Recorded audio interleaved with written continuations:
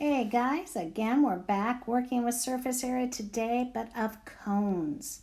So I'm telling you right here what the surface area formula is. And I also gave you some examples right here of what a cone looks like and the different parts of it. So you can see there on the bottom. On the bottom, it is showing you that this is what we call the base area. The area of the base, and again, that would be that pi r squared. And then of course, we've got the radius of that circle. Again, half of the diameter. Radius is the r. And you know what the height is. That means from that apex down perpendicular to the base.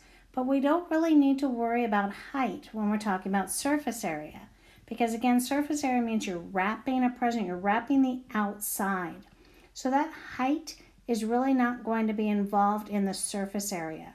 What we are going to need, though, is what we call the slant height. See how that's a tilted or it's not quite an up and down perpendicular? It's what we call the slant height, and the variable we use is that cursive L. So when I'm looking for that surface area of a cone, tells you right here that what we're going to do, again, we're going to find the sum. Means we're going to be adding two parts. The first part that we're going to be adding is going to be that base area. And again, that capital B is our pi times our radius squared. And then we're going to actually take half of the product. And what we're going to do is we're going to multiply the circumference, which of course is 2 pi r. And we're going to multiply that with that slant height. So I'm giving you that formula. Surface area is the base area, or pi r squared. And then we're going to take half of our circumference. And then we're going to multiply that by that slant height. So that is the formula. So I'm giving you an example down here. Finding that surface area. I wrote out those nice little steps for you. First thing we did, of course, is to write out that formula. In fact, I wrote out the formula and then we broke it down for that base area, that pi r squared. And then half of the circumference, that 2 pi r. And then, of course, that slant height. Those are the parts we're going to go ahead and break into the next step, which is to change our variables and symbols into our known values. Well, you know what pi is. Pi is at 3.14. Our radius in the picture, you can see right there, is 4, and we have to square it. Now, let's go ahead and add half of our 2 times pi is 3.14.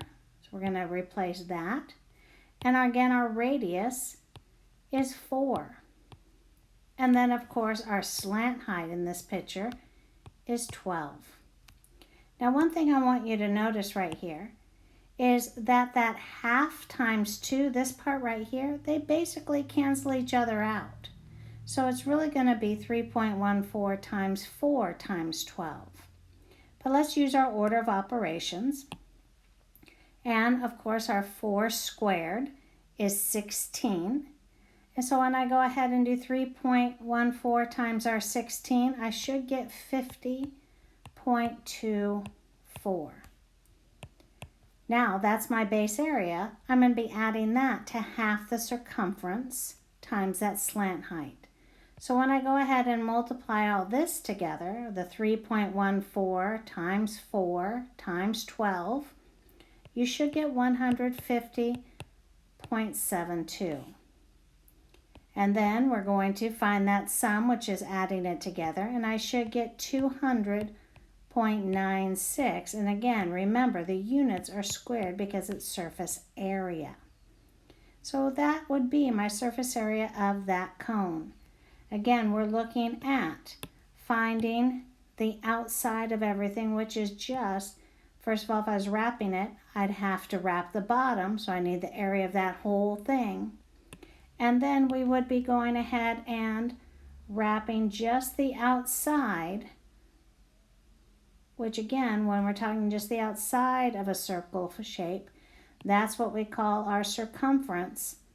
But it's not straight up. It's going to be that slant height that we're talking about. That's why, and again, it's not that like a cylinder, which is nice and open.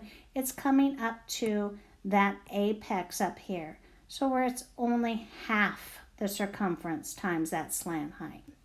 So hopefully that does answer some of the questions on how to find our surface area of a cone. If not, bring them with you to class so we can go over them and we will work on some problems. Have a great day.